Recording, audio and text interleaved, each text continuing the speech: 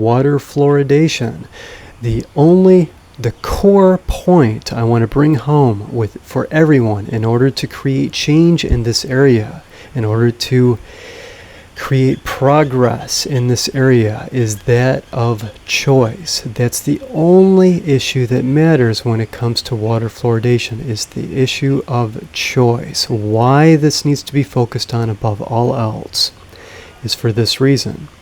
There have already been lawsuits brought regarding the forced medication of us in relation to water fluoridation, since fluoride is in drugs such as Prozac, and it's also in antibiotics, which I had a disastrous result from. I took an antibiotic once. Those of you who know me are familiar with the story. Those of you who aren't, I'll tell it very briefly. I took an antibiotic and it defines my life. Before antibiotics and after antibiotics, I was in chronic, unending, horrible pain. It's called being fluxed. You can look that up. I'll certainly do many more videos on that in the future as I spread my feelings about the use of antibiotics. So back to the fluoride issue. Choice is the one issue that is more important than anything else. A lawsuit has already been brought up in this regard, and it has been lost. I have studied law for a very, very long time. I'm not as deeply entrenched in it as I used to be, but I used to be very, very deeply involved with it. The reason why lawsuits are lost in this area is always going to boil down to one factor, and that factor is going to be the person bringing the lawsuit does not know how to word it properly and approach it properly so that they can win these kinds of cases. That's what it always boils down to, is which party is more ignorant of the law and how to present their case.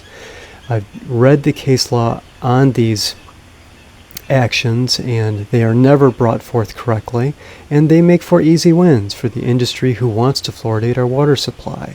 There is no need.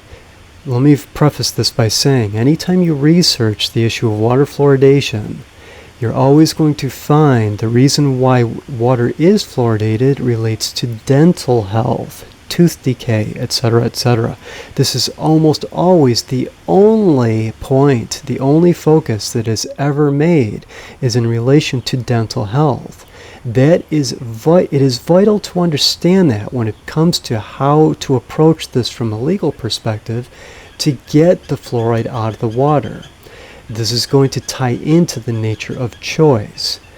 Should we have the choice? Now, do we need water? Do we need air? We need air and water above all else. So we pay our taxes. We obtain our water through the municipal water supply as one example.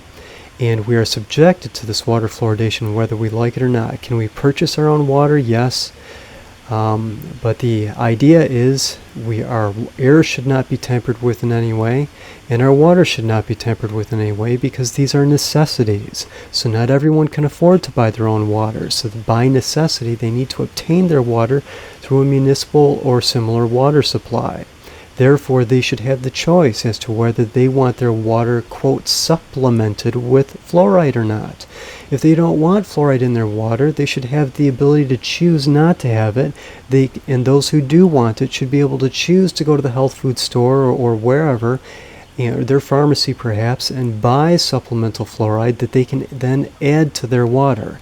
Every time I argue with anyone on this issue who's not really well versed on the topic, who might be pro-fluoride, will always come back and say, well, no, it's proven safe. You can see we're all healthy and lots of us drink tap water and we're all just fine. I would personally challenge that because we don't really know what we would be like without fluoride, right, in most cases. Or they will say that it is proven to be healthy for our teeth and strengthen our teeth.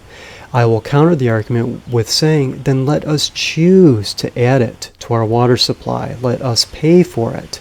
As another side note, removing it from our water supply may save on our water bills if we don't have to pay to have the fluoride added to the water. Doesn't that make sense? I certainly think that it does.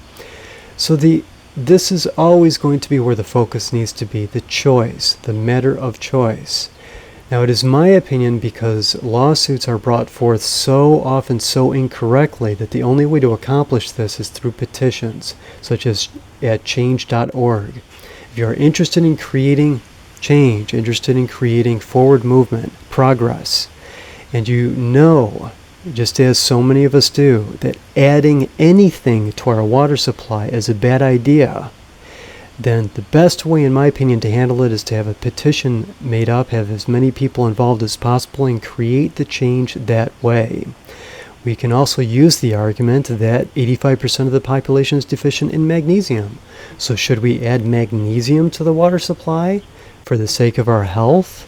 For whatever excuse at all? No, nothing should be added. We can get supplemental magnesium. I use supplemental magnesium. I use it topically. So do not add anything to the water supply. This seems to be common sense, and once enough people just put their heads into it a little bit, even those who are pro-fluoride but haven't really thought about it, everyone seems to arrive at the conclusion that yes, it is not appropriate to add anything to the water supply ever. End of story. Do not engage in the controversy about whether fluoride is good or not. It's irrelevant. The only thing that matters is should we have the choice? And I think you all know the answer to that.